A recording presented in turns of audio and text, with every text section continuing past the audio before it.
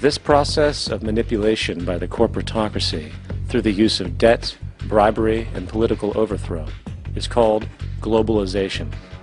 Just as the Federal Reserve keeps the American public in a position of indentured servitude through perpetual debt, inflation, and interest, the World Bank and IMF serve this role on a global scale. The basic scam is simple.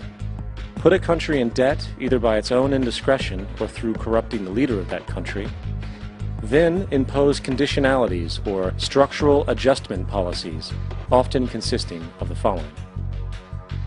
Currency devaluation. When the value of a currency drops, so does everything valued in it. This makes indigenous resources available to predator countries at a fraction of their worth. Large funding cuts for social programs. These usually include education and healthcare, compromising the well-being and integrity of the society, leaving the public vulnerable to exploitation. Privatization of state-owned enterprises. This means that socially important systems can be purchased and regulated by foreign corporations for profit. For example, in 1999, the World Bank insisted that the Bolivian government sell the public water system of its third largest city to a subsidy of the U.S. corporation Bechtel. As soon as this occurred, water bills for the already impoverished local residents skyrocketed. It wasn't until after a full-blown revolt by the people that the Bechtel contract was nullified. Then there is trade liberalization, or the opening up of the economy through removing any restrictions on foreign trade. This allows for a number of abusive economic manifestations, such as transnational corporations bringing in their own mass-produced products, undercutting the indigenous production and ruining local economies. An example is Jamaica, which, after accepting loans and conditionalities from the World Bank, lost its largest cash crop markets due to competition with Western imports. Today, countless farmers are out of work, for they are unable to compete with the large corporations.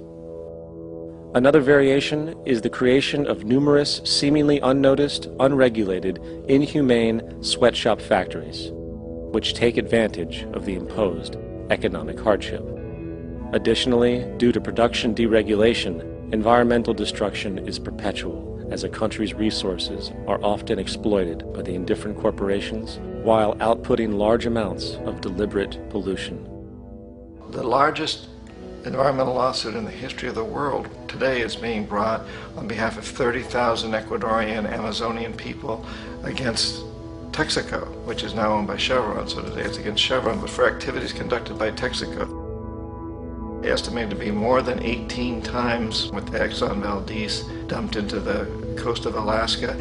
In the case of Ecuador, it wasn't an accident. The oil companies did it intentionally. They knew they were doing it to save money out there rather than arranging for proper disposal. Furthermore, a cursory glance at the performance record of the World Bank reveals that the institution, which publicly claims to help poor countries develop and alleviate poverty, has done nothing but increase poverty and the wealth gap, while corporate profits soar. In 1960, the income gap between the fifth of the world's people in the richest countries versus the fifth in the poorest countries was 30 to 1. By 1998, it was 74 to 1. While global GNP rose 40% between 1970 and 1985, those in poverty actually increased by 17%. While from 1985 to 2000, those living on less than $1 a day increased by 18%. Even the Joint Economic Committee of the U.S. Congress admitted that there is a mere 40% success rate of all World Bank projects. In the late 1960s, the World Bank intervened in Ecuador with large loans. During the next 30 years, poverty grew from 50% to 70%. Under or unemployment grew from 15 to 70%. Public debt increased from 240 million to 16 billion, while the share of resources allocated to the poor went from 20% to 6%. In fact, by the year 2000, 50% of Ecuador's national budget had to be allocated for paying its debts. It is important to understand The World Bank is, in fact, a U.S. bank, supporting U.S. interests. For the United States holds veto power over decisions, as it is the largest provider of capital. And where did it get this money? You guessed it, it made it out of thin air through the fractional reserve banking system.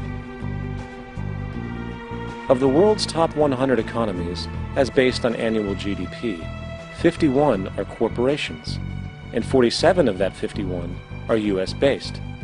Walmart, General Motors, and Exxon are more economically powerful than Saudi Arabia, Poland, Norway, South Africa, Finland, Indonesia, and many others. And as protective trade barriers are broken down, currencies tossed together and manipulated in floating markets, and state economies overturned in favor of open competition and global capitalism, the empire expands. You get up on your little 21-inch screen and howl about America and democracy. There is no America. There is no democracy. There is only IBM and ITT and AT&T and DuPont, Dow, Union Carbide, and Exxon. Those are the nations of the world today. What do you think the Russians talk about in their councils of state? Karl Marx? They get out their linear programming charts, statistical decision theories, Minimax solutions, and compute the price-cost probabilities of their transactions and investments, just like we do. We no longer live in a world of nations and ideologies, Mr. Beale. The world is a college of corporations, inexorably determined by the immutable bylaws of business. The world is a business, Mr. Beale.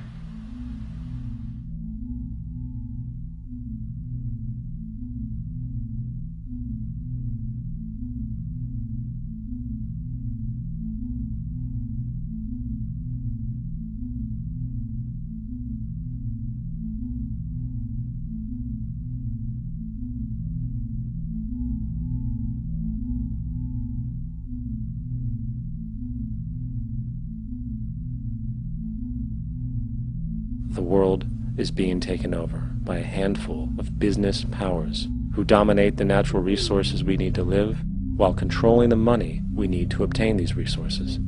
The end result will be world monopoly, based not on human life, but financial and corporate power. And as the inequality grows, naturally more and more people are becoming desperate. So the establishment was forced to come up with a new way to deal with anyone who challenges the system. So they gave birth to the terrorist. The term terrorist is an empty distinction, designed for any person or group who chooses to challenge the establishment. This isn't to be confused with the fictional Al-Qaeda, which was actually the name of a computer database for the US-supported Mujahideen in the 1980s.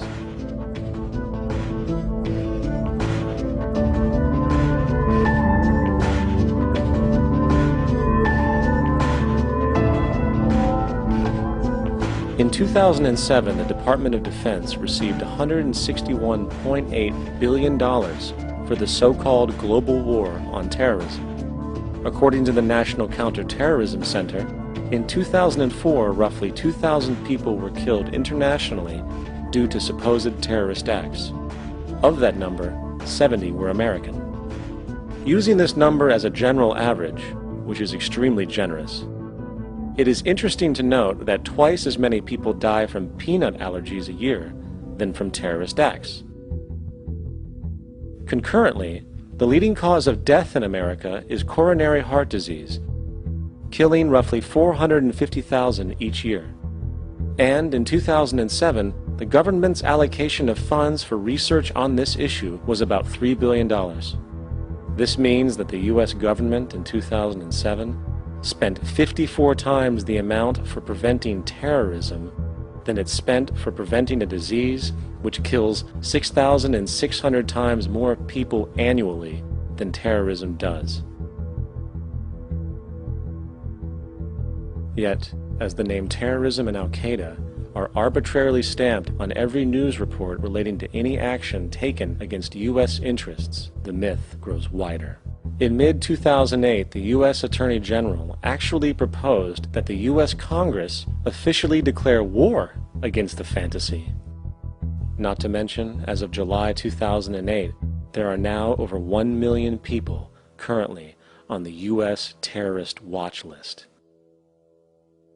These so-called counterterrorism measures, of course, have nothing to do with social protection, and everything to do with preserving the establishment amongst the growing anti-American sentiment both domestically and internationally, which is legitimately founded on the greed-based corporate empire expansion that is exploiting the world. The true terrorists of our world do not meet at the docks at midnight or scream Allah Akbar before some violent action. The true terrorists of our world wear $5,000 suits and work in the highest positions of finance, government, and business. So, what do? How do we stop a system of greed and corruption that has so much power and momentum? How do we stop this aberrant group behavior which feels no compassion for, say, the millions slaughtered in Iraq and Afghanistan, so the corporatocracy can control energy resources and opium production for Wall Street profit?